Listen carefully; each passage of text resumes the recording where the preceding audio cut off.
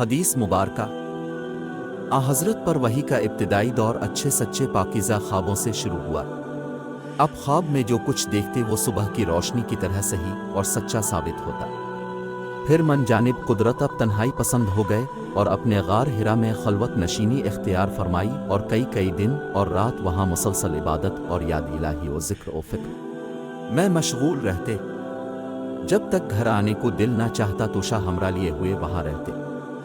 توشہ ختم ہونے پر ہی اہلیہ محترمہ حضرت خدیجہ رضی اللہ عنہا کے پاس تشریف لاتے اور کچھ توشہ ہمراہ لے کر پھر وہاں جا کر خلوت گزی ہو جاتے۔ یہی طریقہ جاری رہا یہاں تک کہ اب پر حق منکشف ہو گیا اور اب غار ہرا ہی میں قیام پذیر تھے کہ اچانک حضرت جبریل علیہ السلام اب کے پاس حاضر ہوئے اور کہنے لگے کہ اے محمد پڑھو۔ اب فرماتے ہیں کہ میں نے کہا کہ میں پڑھنا نہیں جانتا۔ اب فرماتے ہیں کہ فرشتے نے مجھے پکڑ کر اتنے زور سے بھینچا کہ میری طاقت جواب دے گئی، پھر مجھے چھوڑ کر کہا کہ پڑھو کہ میں پڑھا ہوا نہیں ہوں۔ اس فرشتے نے مجھ کو نہایت ہی زور سے بھینچا کہ مجھ کو سخت تکلیف محسوس ہوئی، پھر اس نے کہا کہ پڑھو۔ میں نے کہا کہ میں پڑھا ہوا نہیں ہوں۔ فرشتے نے تیسری بار مجھ کو پکڑا اور تیسری مرتبہ پھر مجھ کو بھینچا، پھر مجھے چھوڑ دیا اور کہنے لگا کہ پڑھو اپنے رب کے نام کی مدد سے جس نے پیدا کیا اور انسان کو خون کی پھٹکی سے بنایا، پڑھو اور اب کا رب بہت ہی مہربانیاں کرنے والا ہے۔ بس یہی آیتیں اب حضرت جبریل علیہ السلام سے سن کر اس حال میں غار ہرا سے واپس ہوئے کہ اب کا دل اس انوکھے واقعہ سے کانپ رہا تھا۔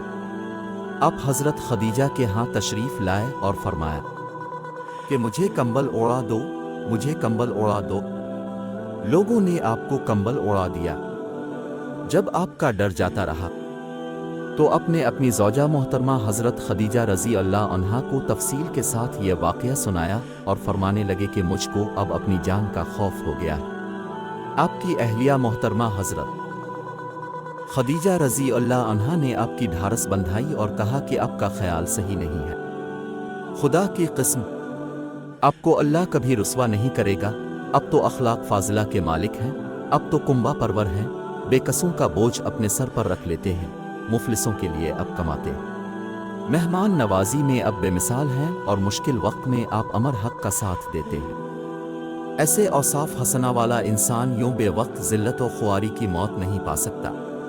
پھر مزید تسلی کے لیے حضرت خدیجہ رضی اللہ عنہا آپ کو ورقہ بن نوفل کے پاس لے گئی جو ان کے چچا زاد بھائی تھے اور زمانہ جاہلیت میں نصرانی مذہب اختیار کر چکے تھے اور عبرانی زبان کے کاتب تھے، چنانچہ انجیل کو بھی حسب منشائے خداوندی عبرانی زبان میں لکھا کرتے تھے۔